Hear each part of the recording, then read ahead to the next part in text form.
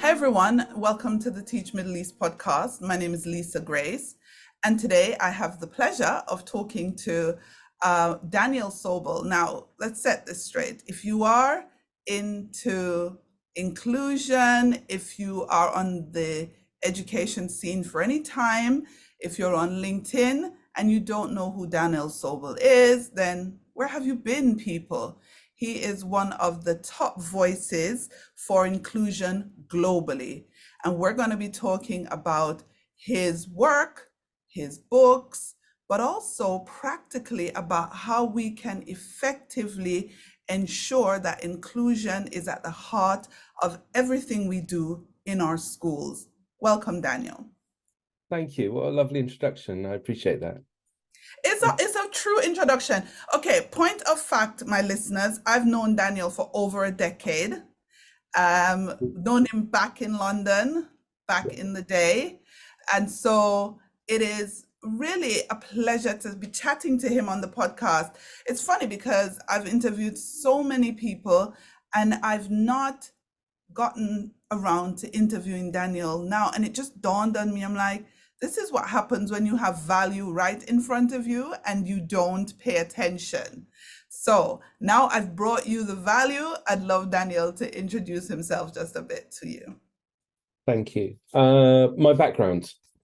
Well, the most important thing in my career was meeting you about 10, 11 years ago. You know, you and I were at this very important shift in our careers when we've both been senior leaders in schools, right? And we're about to embark on a new career, and we'd sort of got a brand new family. I don't know if our children were born yet, actually. I can't even remember. I know that we have children of a similar age. Yeah, I'm trying to think. I can't remember. Can't remember. Anyway, but it was around that time, right? And with it, and subsequently, you must have spoken to loads of people who've been senior leaders and are sort of thinking about maybe making a move out into education sort of support or outside of education, wondering if even if it's possible. But in some ways, we've both been quite successful in our own sort of ways, don't you think? Like, and I always think about other people doing it, thinking, oh no, I wouldn't do it. It's you know, I don't know if you could be successful at it, and I don't mean it about them. I just wondered if I could possibly do it. And I realized actually I have done it. It's actually Yes, you have.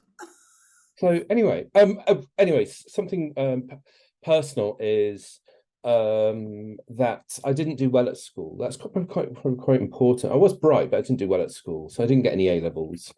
I jumped into a master's in education psychology actually about 10 years later, and then I did a master's in psychotherapy and was doing a doctorate in education. And I ran out of money, so I started teaching, and eventually I became a Senko. And with my sort of ADHD, I just couldn't be bothered with a lot of the meetings and the paperwork, and it was like nuts. It was a crazy sort of role that was a lot of it I didn't like. So just with my ADHD-ness, tried to sort of come up with different ways of doing it, and that actually people thought quite highly of it. Even Ofsted thought I should be helping other schools in the local authority. So I got some awards, and then I was writing a series for The Guardian, which is the second best newspaper after Teach Middle East. I don't know if you've heard of it. And then have I was supporting the Department for Education in England, not that they really listened to what I had to say, and doing a bit of work with the Institute of Education in London as well. And then I thought, you know, sod this, I'm going to do this full time. And that was exactly when we met, actually. And then through just good fortune and through word of mouth, things grew to working with about 10,000 schools, and we were supporting them with predominantly special educational needs and pastoral stuff and social, emotional, mental health stuff and so on. And that was cool. And we had a master's in inclusive educational leadership, which we had a few hundred teachers doing. And then now during lockdown, I reached out to my international connections from LinkedIn and formed the International Forum of Inclusion Practitioners. And we're now in 126 or so countries. Somewhere we've got, like, we had like an event in Uruguay recently, which was like 500 people, but we've got like one person in Kyrgyzstan, so it's not quite, you know, equal in every country. But there's some places where we've got very little going on, but we're very proud to be there, such as Iraq and Afghanistan, for example. Like that's cool, you know. So, and then we're partnered with the European Union and also with UNESCO, and we're hosting the sort of Global Inclusive School Summit in Paris and the Global Inclusion Awards also in Paris. And I'm helping support the development of the Salamanca celebrations for 30 years and be part of that. And I'm rather hoping that Teach Middle East and yourself will be there, Alicia Grace. And I don't know, that's it. I'll stop rambling. I wrote some books and you're going to ask me about one of them. Yes, Thing I is, I am. haven't read it for years, so you know, what do I know? But let's give it a go. It feels like a quiz. No, it's not a quiz. You know what? I listened to your introduction and I go, very understated. Guys, listen, my listeners know I'm not going to bull them around. He is very, very known for what he does because he is brilliant at what he does. Very, very much unconventional, does not go the straight line. And sometimes we definitely don't need that when it comes to inclusion. We have to be radical and passionate. And so Daniel wrote a book about the inclusive classroom, one we're going to talk about today, because, you know, we're back from the summer. We have our students, we have our schools, and we need to make sure that we're making provisions for all of them. So we are in the classroom. Daniel, take me on this journey. How can teachers effectively differentiate their teaching methods? So we're going very grassroots. How can they effectively differentiate their teaching methods without being overwhelmed? So we've left overwhelmed in last academic year, but we still want to make sure that that D word, which, you know, I really have I get a tick when I say differentiate, but how can teachers effectively differentiate? Can I take one pause for a second? Sure. Just give me 1 second. I want to find one thing. So I'm on a bit of a mission to reshape or rethink what this means, right? Because up until now, the journey arc has been not really understanding children, so we send them out to, okay, now we kind of get what dyslexia is, and eventually people sort of clocked onto what autism is and ADHD and a few other sorts of things. And now teachers are being asked to sort of differentiate, and by that they mean to do extra this and extra that, and to write extra questions and to make extra things. And I think that when you ask arguably one of the busiest professions in the world, you ask people who are already super busy and super stressed out to do yet more, then the answer is going to be not loudly, but quietly said no.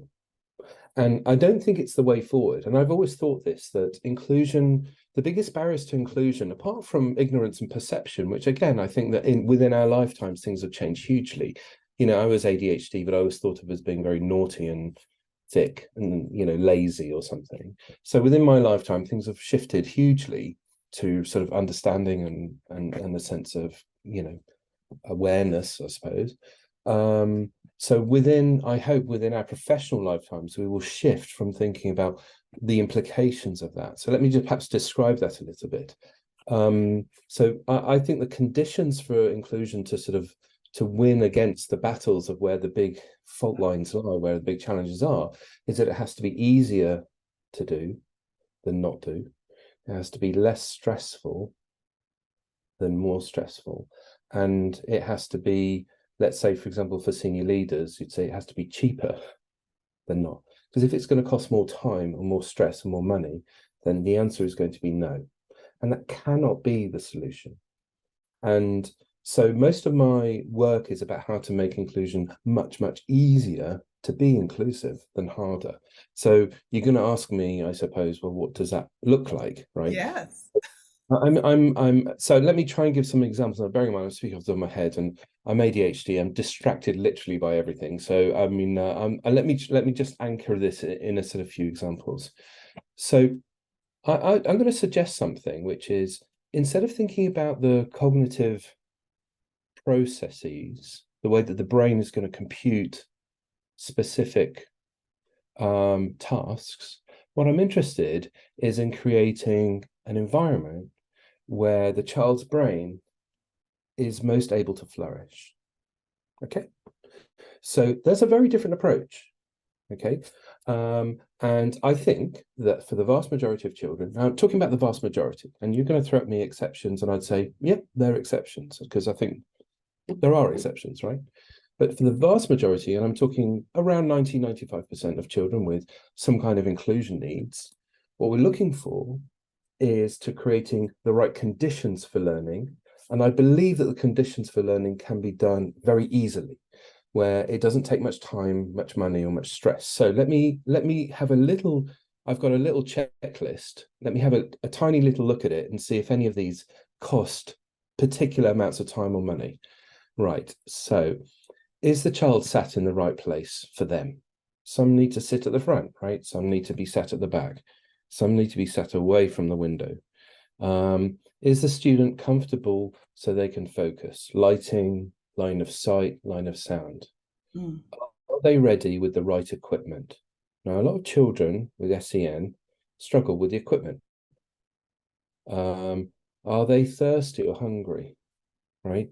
Are breaks and movement planned for? So instead of them disrupting the lesson, maybe they can have a moment to get up and go somewhere.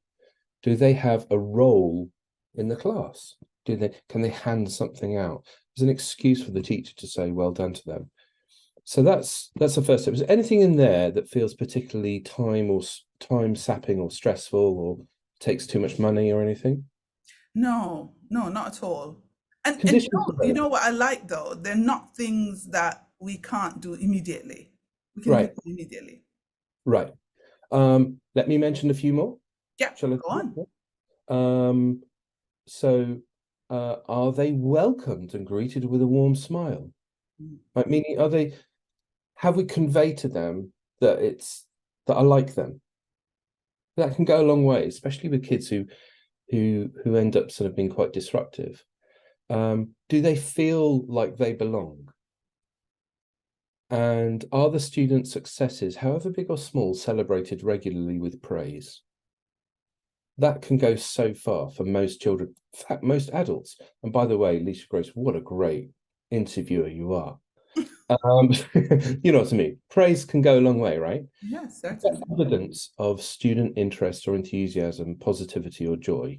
Can we see them engaging and participating? And for me, this is a major departure point for what I think. I think the word special educational needs is very last century. And what I'm interested in is nothing to do with special educational needs, but I'm interested in the two key words, which is about engagement and participation. So a very specific example. So I'm doing an ADHD thing. I'm departing from my list and I'm going on to something separate. And I'll come back to the list in a second. So as a good example, most schools which are listening to this, they will, rightly so, and I don't think you should throw the baby out with the bathwater. They will measure the reading age, let's say of reading age 7 to reading age of 8, right? Because they did some kind of booster program. But I'd say to you, that's not really going to tell you much about their learning life and their attitude towards learning.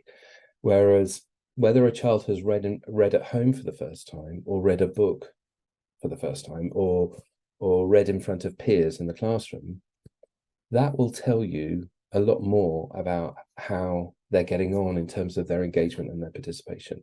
And engagement and participation, I think, are the much better indicators about how they're doing. Whereas actually, the thinking of them as SEN doesn't help you. What helps is knowing whether they're going on. Actually, plenty of kids with SEN engage and participate really well. And there are plenty of kids without SEN who don't. And therefore, I'm suggesting it's a false category. And on top of that, I'd go further and say that diagnoses and labels don't help children either. You can have 3 children with autism in your classroom that all present very differently. Yeah. One's very loud and gregarious, one is very quiet and sat in the corner, one is very studious but doesn't like speaking to anybody. You know, that there's a range, so much so that actually the label doesn't help the teacher. By all means, psychologists and neurologists and psychiatrists could knock themselves out and diagnose up the wazoo. But our classroom teachers don't need the diagnosis. What they need to know, they need to know the child. But more importantly, they need to know what does that child need to feel safe and for their brain to be alive in the classroom. I mentioned a couple of other points, if that's okay. I'm going back and forth. This is me. Go on, take it where you want to take it. So does the child leave the classroom with a positive frame of mind? Have they been praised and encouraged? Is what I'd ask the question about. Are they spoken about? Are they spoken with about their challenging behaviours calmly and without negative or disparaging comments about the student themselves? Just really calmly. Does the student have positive interactions with peers? And where appropriate, was the student asked to share their views? And does the student actually know what this lesson is about, the content and the purpose of the tasks? And arguably, one of the things which I put in this book, this latest book, right, was 5 key points, 5 moments in a lesson that's very easy to lose a child. And if you lose them, you will probably see it manifest in some kind of behavior, either distracting behavior, distracting others, or themselves being they're lost somewhere else, right? And those 5 simple things, if you get those 5 things right, you will be maximizing inclusion at those 5 moments. And if you do some of the kind of things I was just saying about being aware about how they're feeling in the classroom, because actually how they feel has much more relevance to you as a teacher and their ability to process cognitively. So those 5 things, how they walk into the classroom, how they understand, or let's say don't understand, an instruction that has been given, right? How they get on as an individual, working quietly as an individual, how they may participate or not participate in a group work. And then finally, the last one is about leaving the classroom and how they feel, how they are feeling as they exit the classroom. Those 5 things will significantly influence child's participation and engagement. If they don't understand, you will see that if they don't feel comfortable at the beginning of the lesson, you'll see that emerge. If they don't understand the instruction, you'll see that emerge. If they can't get on with the individual work, you'll see that emerge in some kind of behavior or distracting behavior. If you can't see them participating in a group, and so on. So you asked me a question about differentiation, and I've reshaped what I think it means, which is about sort of creating this feeling or this sense.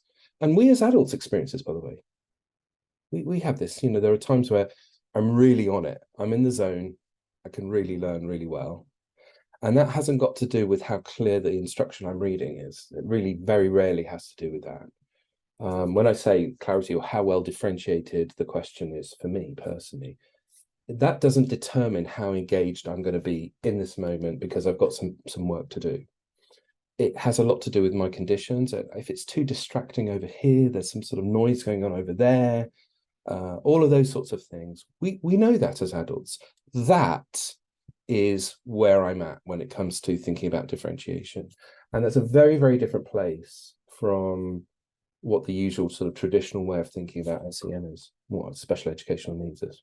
Yeah, I like how it's reframed because it really gets to the core of making sure that the student is at the center.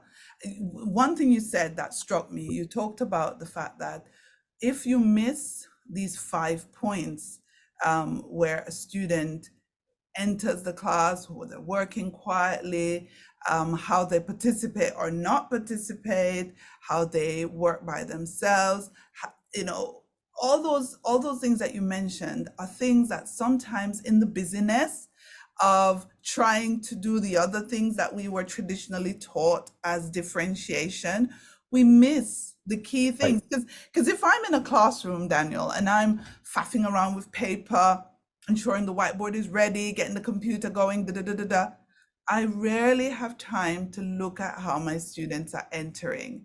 Right. And I want to see if little John is sad today or walked in with his head down and shoulders slumped, which is it's such a key indicator of what kind of lesson he's going to have.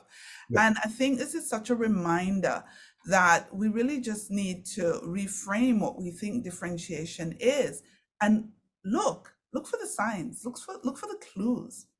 Yeah, I think you're so right. We do bog down.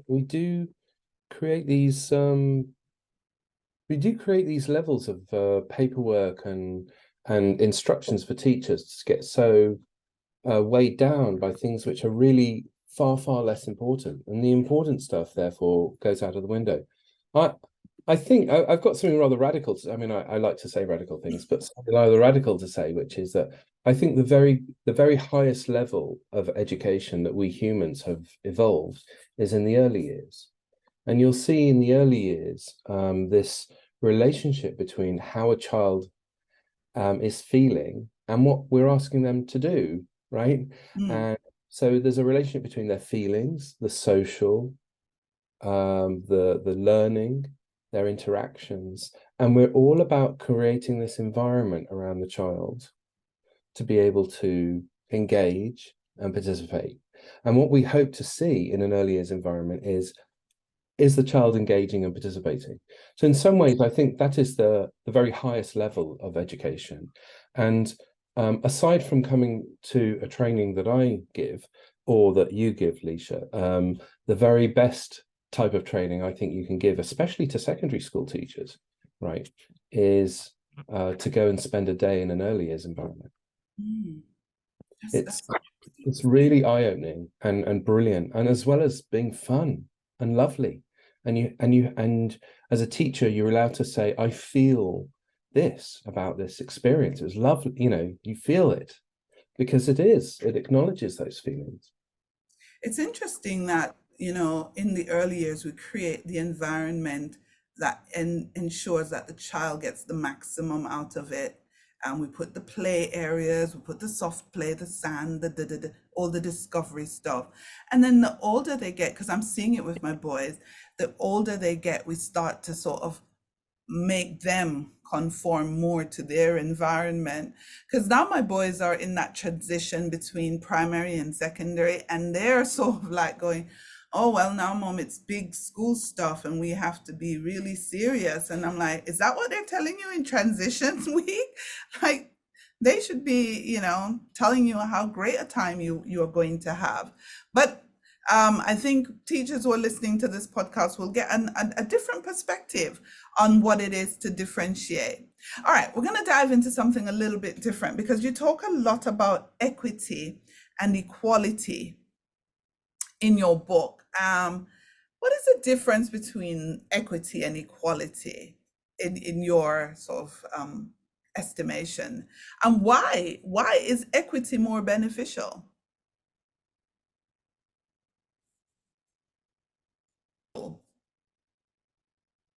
So the line that I've remembered, or the one I should remember, is that equity is the quality of being fair and impartial, whereas equality is all about being equal in quantity, degree, or value. So the problem is that we humans, SEN aside for a second, we humans are all very different, and our brains are wired differently. And I mean, I'm sure this is true of you as well as me, is that I've got things which I'm really good at and things I'm really awful at. And that's true of most humans, right? And some humans may experience relative to others if it's been compared, and I'm not sure the comparison is particularly fair, but let's just say you were to be comparing, you have different levels of awful. So you and I might be here, but other people are sort of here. But what we all share in common is our aspiration to learn and participate as humans, right? So if you just deliver well, here it is, everybody, this is it, this is the main meal, everybody help yourself, but you don't like sprouts, right? And I don't like aubergine, right? and this one's a vegetarian, this one's a vegan, and you find there's different flavors and tastes for different people. So what you're really doing is you're hitting the 50% who are all like got just about enough, and you've got a whole bunch of people, could be 50%, could be 30%, who just weren't satiated from that meal, and it really wasn't good enough, and they certainly wouldn't pay for it. And that really is the sort of equality approach. Well, this is how we do things here. This is the menu. This is not a buffet.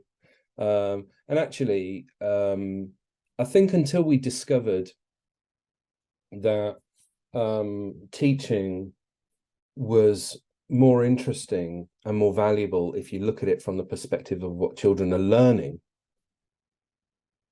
rather than how the teacher is performing, then we were very, very stuck on this equality piece. And actually, for me, that debate is it's been and had back in the 1990s. It's 30 years old already. And actually where we are now is sort of deep in the mud of the equity piece. And the question is not equity or equality anymore. The issue is about how to do equity. And so equity is being like, well, everybody gets the meal that they need, right? But how do we do that without going mad, right? So we don't have 20 different chefs, and we haven't got a supermarket bill which is unmanageable, and so on and so forth. So that's the question of equity. And so if you look at it from the perspective of you've got 30 different learners in your classroom, then as long as you set up slightly differently, the classroom being about a place where children can take and they can learn and they can digest themselves, then you personally are responsible about saying the same thing in 30 different ways, or doing, setting this test and this opportunity, and then setting this and setting that.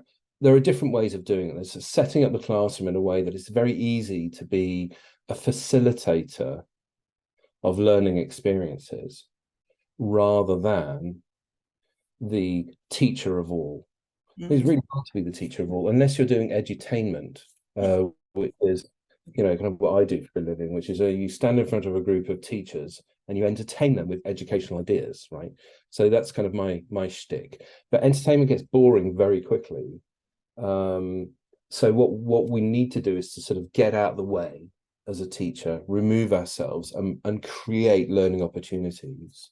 I'll say something which I don't know if you think this is to be true, but for sure you will have taken your children to the Science Museum in London, right? Now, I think the Science Museum in London has a lot of potential. Okay, that's me being nice, but I think it's a huge waste of money and hugely rubbish. And the reason, right, is because I'll tell you why. This isn't me. Please, Science Museum, I don't want to hear from you, unless you want to speak to me about how I think you could do better. But the reason why I'm criticizing it is because it's a lot of see this and read this, see this and read this, see this and read this. Whereas if you go to the Science Museum in Copenhagen, I literally let my children go, and they touch things, they have to move things, they have to pull things, and everything is entirely about engagement and participation. And off you go. And they'll learn more science there in 5 minutes than they will learn in half an hour in the Science Museum in London. And we ended up spending a day and a half in that Science Museum in Copenhagen, because you just basically let the kids let them go, and you just know that they're busy being scientists. And it's beautiful to see. It's amazing. And so, and similarly, if you try to lead a class which is all about see this and read this, okay, then you're going to struggle. You really are going to struggle. And I don't think the issue is about SEN or differentiation or whatever. I don't think that's a fair critique. But if you can set up your class like you're the Science Museum in Copenhagen, then every lesson's going to be rocking and rolling. And so for me, I very much push on this whole equity thing. I never usually use the language of it. Do I use it in the book a lot? Not a lot, but you did mention it in one of the chapters, talking about why equity is more important than equality.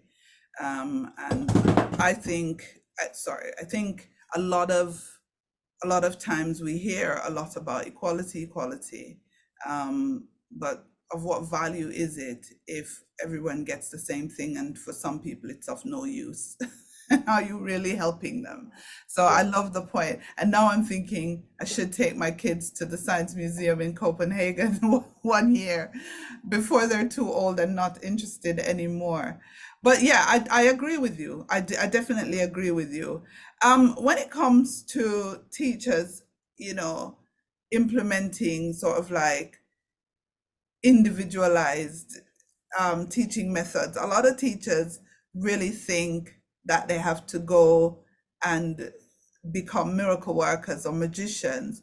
But what would you encourage teachers when it comes on to making sure, and I think you've touched on some of this already, in terms of making sure that each individual in the classroom is catered for? So what do we need to do to make sure that each individual is catered for? Well, I think the most important thing, I mean, there are a few things I've already said, which is about, Yeah, conditions for learning, which is, I think, probably the most important thing rather than an afterthought. So that's a primary thought. And also probably the most important thing is to get to know the child. Now that can be hard sometimes. So you'll know the children that you need to know because they're the ones that annoy you the most. So those are the ones to get to know. I mean, I remember, and I think I might have put this in the book. I can't remember, but I've done a lot of failures in my life, which I try to capture in my books and show the things that I learned from it, or I learned quite by accident. But there was this towards the beginning of my career, and I was teaching music actually, which isn't my main subject, but I happen to do music, so I know about music. So I was teaching music, and there was this boy in the class who was the most frustrating, annoying. It's almost like he had a vendetta against me or something. That's what it felt like. But I definitely spent the rest of the week thinking about this, how much I hated this child.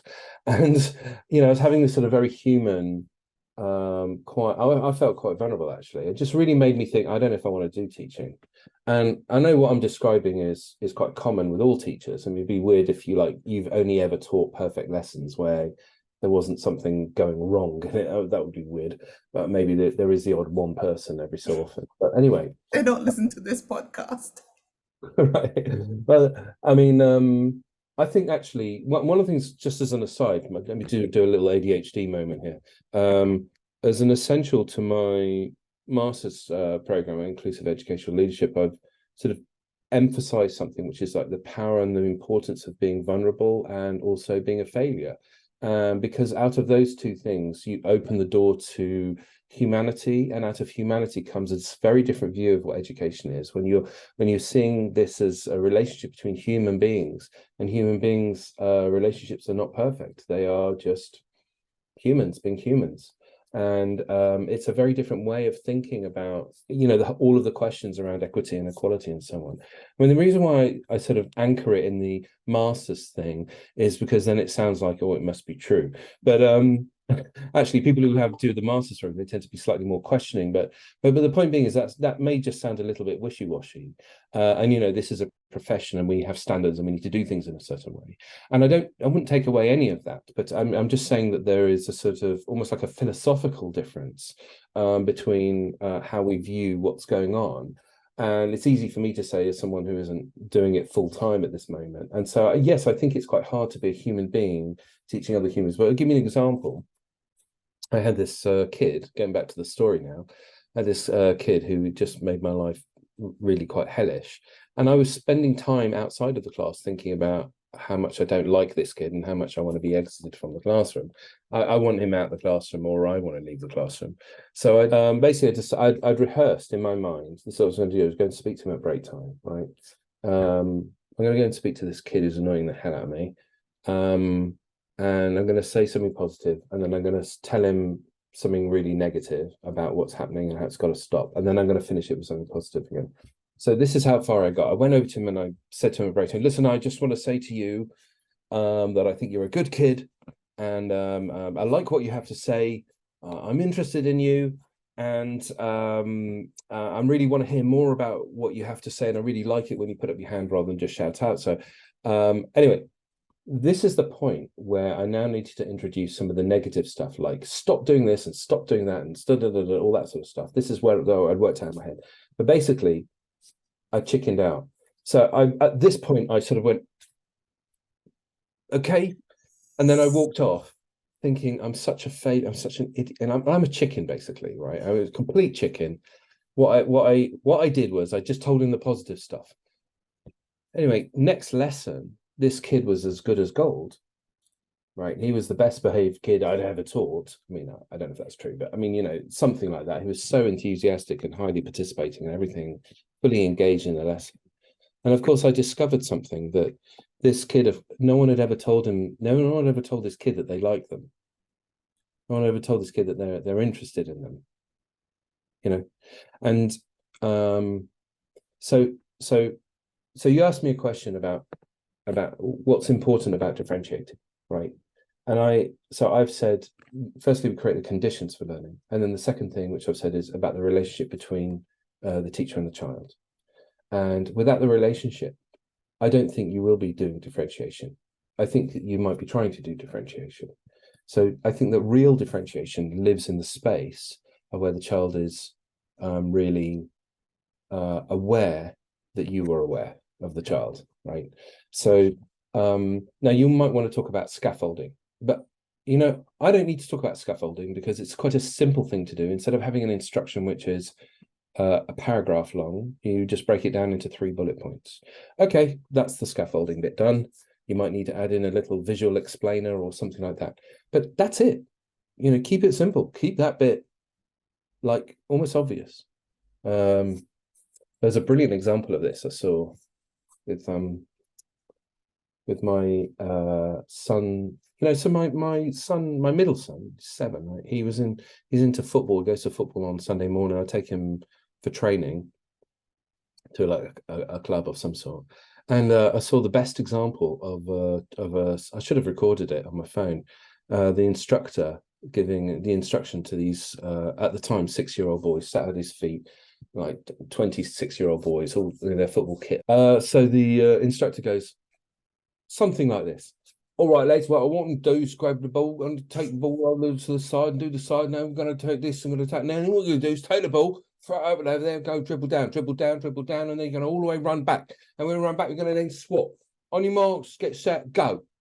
And the kids were like, what? What? And his response was, come on.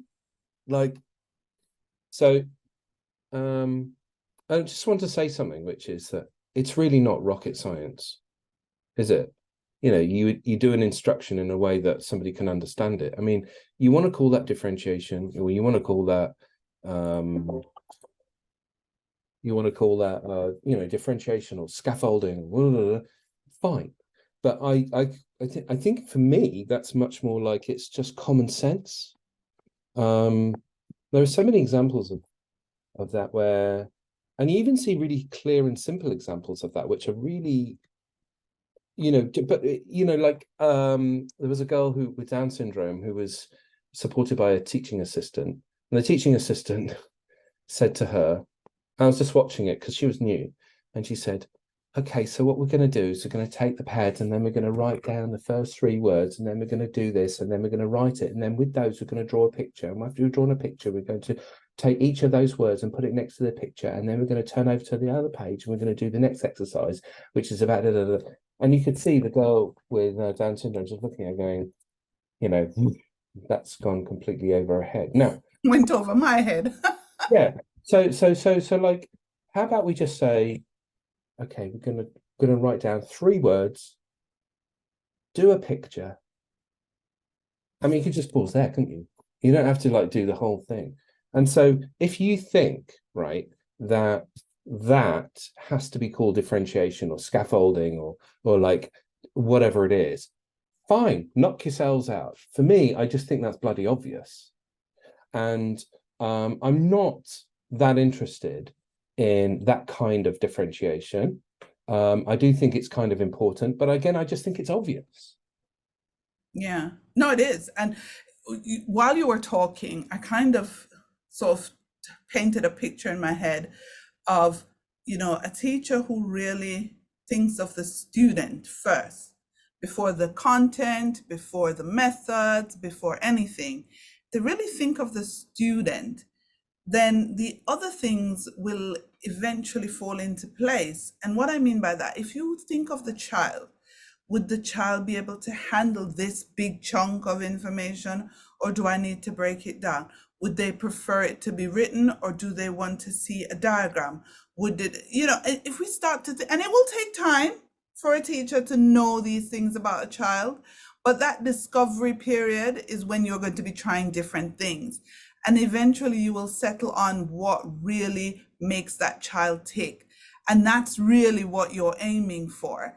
And then when you find that out, you pass that information along to their other teachers so that they will also know that, listen, if you do it this way with Tom, he's going to really enjoy that. And ask him if he is. And if he isn't, tweak it. And, and really child first is the way to go. And that's what I've been getting from this conversation. And I hope that's what the listeners are getting from this conversation.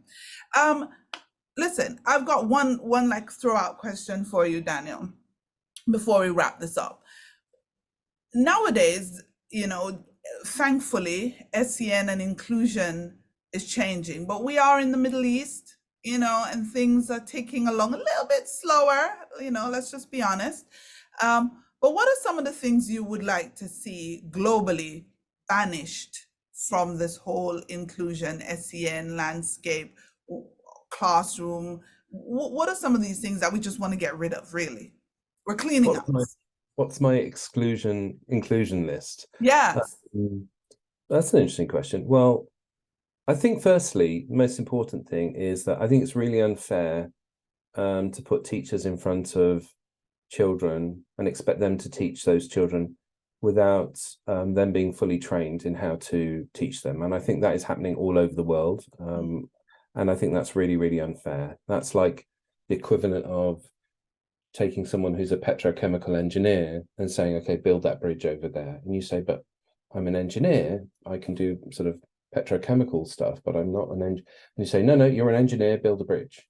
And that for me is, I think, really unfair on teachers. So that's number one, up the training level of teachers all over the world to make sure that every teacher can teach every child. So that's the first thing.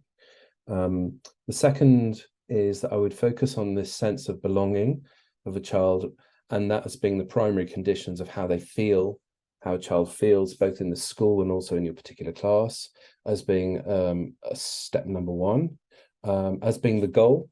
The step number one, but also the step number 10, right? It's the starting point and the end point. The third is that I would get rid of labels in a school, especially the negative ones. You have the word dyslexia, dyspraxia, dysgraphia. They're all dis words. They're disabilities. They're disappointment. They're disastrous. They are negative labels that we hang on children, and I would not like to be thought of defined and thought of about what I can't do. I would like to be thought of about what I can do.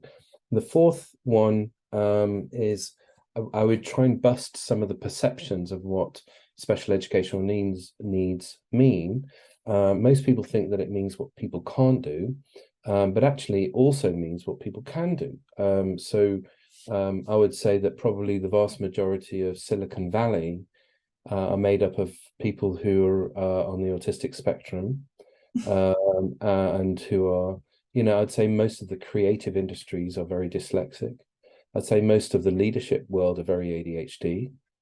There was a friend of mine who did a piece of research in Cambridge University and found that the faculty and the students, the vast majority of the science and maths departments, I'm talking about vast majority, 85% or so, had some kind of special educational need. But she also found that in one of the state prisons as well. And actually, special educational needs comprises much more of a K curve. The highest performers in society are not quote unquote normal, right? Because to create and innovate things which are so far out, you need to be far out, right? And that's also true of people who don't fit into society as well. at the bottom end. So I think there's a very big, a little bit like, and not the same way and not the same flavor or shape, but a similar sort of concept of busting the glass ceiling of what women can achieve in society. So it's also true of what people with different types of needs can achieve in society as well. And I think that's going to take a bit of time. Partly it requires people like myself and yourself and various others giving voice to the idea that, you know, people with special educational needs or inclusion needs or whatever can achieve not just a bit, but can achieve much higher than others, and usually come with significant gifts. So, okay, that's my top list. I mean, I could just keep going, I suppose. I can literally just keep going for a while. But I mean, I've already said in this is that I really want to reshape or rethink what inclusion means. And most importantly, probably the most important piece of discussion is not just introducing how the child is doing, but also, because that's one of the big takeaways from today, but also how the teacher is doing. How is the teacher feeling? I believe that's a very important layer of what belonging, how you create an organization where children feel like there's a sense of belonging is because you have a staff who have a sense of belonging, and also you have parents who feel at home and feel safe. So there's a lot of conflict which has been diminished. There's a lot of engagement and participation from all different layers, and that's more of a sort of futuristic idea of what schooling really looks like. And I'm really happy to work with. I go into a school on a once a week basis. I'm committed to visiting a school weekly, otherwise I'll sort of forget what schools are about. And most of what we do is we're looking at that. And it's a very different way of thinking about what inclusion is, but actually it's much more cost effective, time effective, and much happier for people usually. Yeah, student first. Student first. That's what I want people to walk away from this podcast thinking. Differentiation, inclusion, all of it is about student first. Student as a person, who they are, what their needs are, put them first. We're bringing the podcast home, Daniel, but want people to know a little bit about what you're up to. You alluded to it at the beginning, but I'd love for you to kind of just take a couple of minutes, tell people how they can get involved with your work, how they can, participate in upcoming events and things that you have going on. Because I'm sure there are loads of people in this region who would benefit and who are already benefiting from some of the stuff that you're doing. So take it away. So firstly, I think I'm in Dubai in August. I think I'm in Qatar and Saudi in October. So come along and see me then, I think. The other thought was we're running the Global Inclusive School Summit at UNESCO. So we have an application form on our website, which is www.ifip.group. That's ifip.group. So please sign up and see that. And there's one other thing which my team and I, and in collaboration with a number of sort of leading people from around the world, wrote something called the Global Inclusive Teaching Initiative. And all of the ideas which I talked about here in my various books and in the books of Professor Carol Tomlinson from the United States and Helena Wahlberg from Sweden, various others, we've put the best of our ideas in an online platform called the Global Inclusive Teaching Initiative. Again, that is on the ifip.group, so go have a look at that as well. Brilliant. Thank you so much. Pleasure. I finally got Daniel on the podcast. It's been brilliant talking to you, and obviously it won't be the last time. I'm going to make sure of it, but thank you for sharing your time with us. Thank you so much, Lisa Grace. It's been a real pleasure. Thank you. Welcome.